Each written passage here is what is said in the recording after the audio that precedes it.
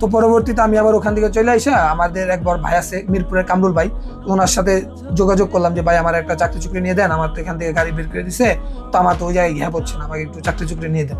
তো ওখান থেকে উনি আমাকে ন্যাশনালে আর কি সিবি জমা দিতে বললো, যে ওখানে গাবতলীতে ন্যাশনাল ট্রাভেল, হ্যাঁ ন্যাশনাল ট্রাভেলস, ওখানে সিবি জমা দিলাম।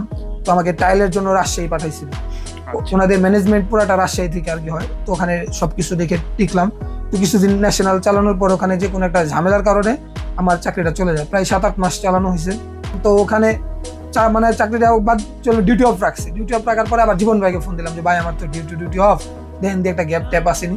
তো জীবন ভাই আমাকে ওই দিন বলে কি তুই কই আসছিস, আমি তো গাবতলী, কয় তাহলে আমার সাথে চল খাগড়াছড়ি চল ঘুরে আসি, মানে বসে আসি, সে চিন্তা করছে বসে আছে আর একটু খাগড়াছড়ি ঘুরে আসি। তো ওই দিন আমি আর কি খাগড়াছড়ি যাই, খাগড়াছড়ি গেছি, যাওয়ার পথে আবার আসছি, আসার পথে এসি নষ্ট হয়ে গেছে, মানে এসির কুলিং হচ্ছে না আর কি। তো খাইলা গাড়ি নিয়ে আমরা ঢাকা চলে আসছি। তো ওখান থেকে জীবন ভাই করছি কি, কয় আকাশ গাড়ি তো আমি ঘুমাইলাম, তুই গাড়ি নিয়ে যা।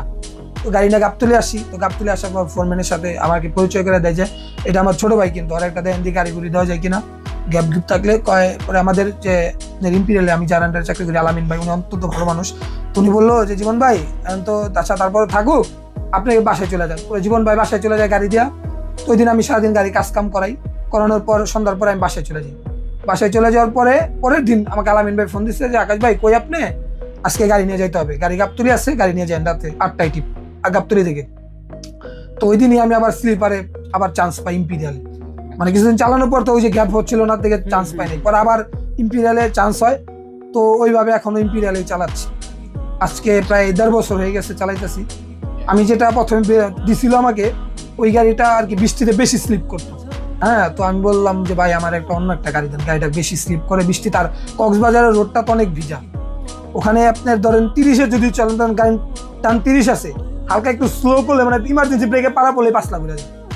যেমন কালকে রাতে আমি আসছি কক্সবাজার থেকে, ওই পটিয়া বাইপাস নামক একটা জায়গা আছে, মানে মোড়ের মতো ব্যাকের মতো, তো ওখান দিয়ে গাড়ি যে কোনো গাড়ি, তো আসার সময় একটা হুন্ডা করছে কি পড়ে গেছে, মানে একটু স্পিডে ছিল, হ্যাঁ। তো ওই মোড় ঘুরতে গিয়ে পড়ে গেছে। তো আমি ওই ভিট আছে, আবার ভিটের বাম সাইডে একটা মাজার আছে, ওই জায়গাটাও মানে প্রচুর খারাপ, যদি কেউ একটু আবার স্পিড 50-60 আসে ওই মানে ভিটের জায়গায় একটু স্লো ব্রেকে পাড়া দেয়, ইমার্জেন্সি গাড়ি ঘুরে যাবে। তো এইভাবে আর কি মানে ওই গাড়িটা ছেড়ে দিলাম, ছেড়ে দেওয়ার পর আমাকে আর একটা গাড়ি দেয় কোম্পানি, যে এটা চালান, এটা ভালো আছে। তো ওটা আসলে মোটামুটি ভালো চালাচ্ছি আমি, ওইটা এক হাতে চালাই। তো ওইভাবে চলতেছে আর কি জীবন।